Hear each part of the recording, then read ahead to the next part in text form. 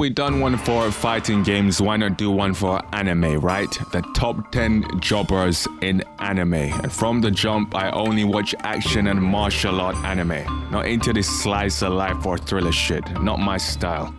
Well, I made an exception for Death Note, because that's a classic. But aside from that, this will all be action and martial art based anime. Okay? Who should we start with? Number 10. One Punch Man, GENOS. Holy crap, what is the purpose of this guy? Dude is a straight up gatekeeper, a jobber. Here's his purpose. There's a new bad guy, we gotta get the bad guy over. Get your ass kicked by the bad guy, now the bad guy is deemed strong.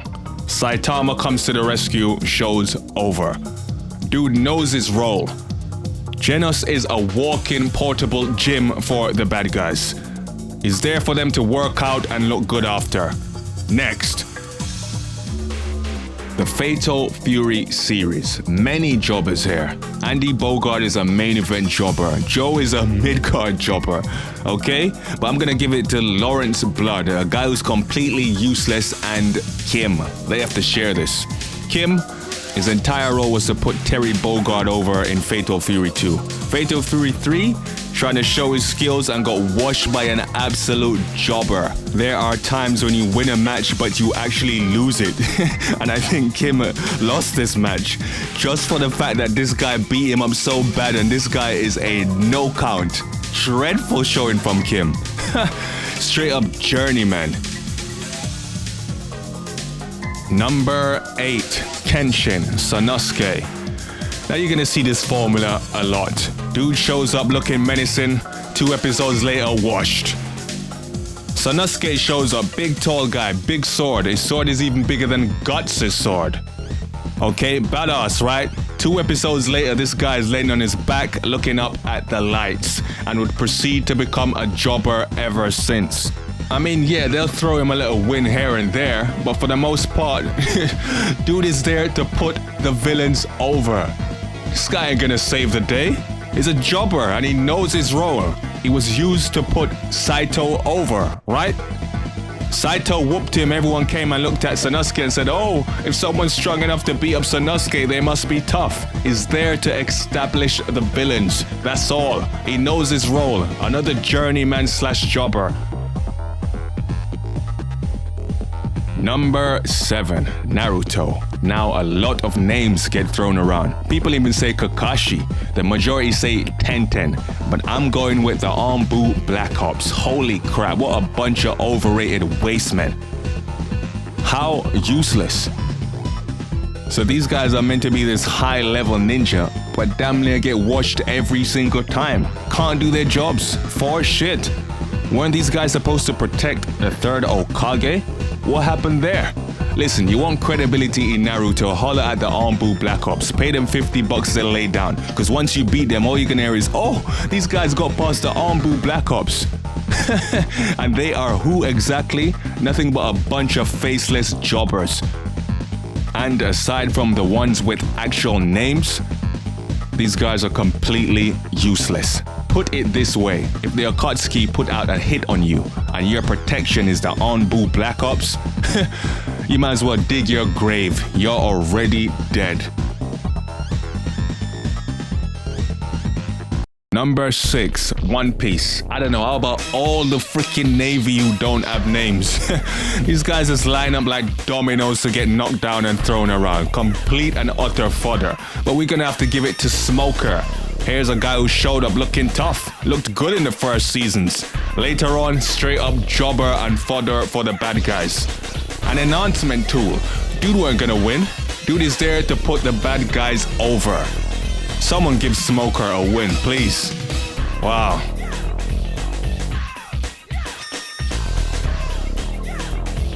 Number 5, Bleach. Names that get thrown around are Renji, Ikaku. Hell, even Ruki is useless at times, but we're gonna have to go with Chad on this. For obvious reasons. He's close to Ichigo, so when he gets beaten up, you're supposed to feel some kind of emotion. He's supposed to be close. He's supposed to be one of the clique. But this guy ain't gonna win. And even if he does get a win, he gets washed like 2 seconds later. Another talent enhancer. He ain't gonna be the star. He's a simple gatekeeper and journeyman. Has talent, but won't win. But this guy knows his role is to be looking up at the lights so someone else can take the spotlight. Kuwabara, you already know. This guy is the weakest of his old crew, and most of the time he's the one doing the jobbing. Okay? He's a journeyman. Sometimes he gets wins, but the majority of the time, looking up at the lights. He knows his role. He's there to elevate other talent. He's there to trigger Yusuke. Put it this way, Kuwabara is to Yusuke what Krillin is to Goku. Okay? Number 3, Kenichi, the mightiest disciple. Now, who are the jobbers in here? Well, we're gonna have to stick with these 3, but you know what? We'll give Takeda an allowance. At least he tried in the end. These other 2, Koga the kicker, Ukita the thrower. What a joke. Complete jobbers once again showed up. We thought these guys are tough. Couple of episodes later, Jobbersville. And it's even worse for Ukita, because he looks like a freaking grown man. He's much older than these other guys, and he's getting washed by much smaller, younger kids. That's who's beating him up. He had his time and it was done in no time. He was one-shotted by Kenichi when he wasn't even properly trained. Then simply went downhill from there. Became a stepping stone, a freaking stool for the latest bad guys. Jobber of the series. Now for the number 2 and 1 spot, we're gonna leave it to the granddaddy, the godfather of anime, of action martial art anime anyway, the Dragon Ball franchise. So who are the jobbers there? There are many. Hell, some people even say Goku's a jobber. They call Vegeta the prince of jobbers. But no, don't disrespect Vegeta like that. Vegeta isn't a jobber. Let's get that straight. Vegeta is a... Let's find a good way of saying this. Vegeta is a main event talent enhancer. Okay? Its role is to put over the bad guys so Goku can come and whoop them. Okay?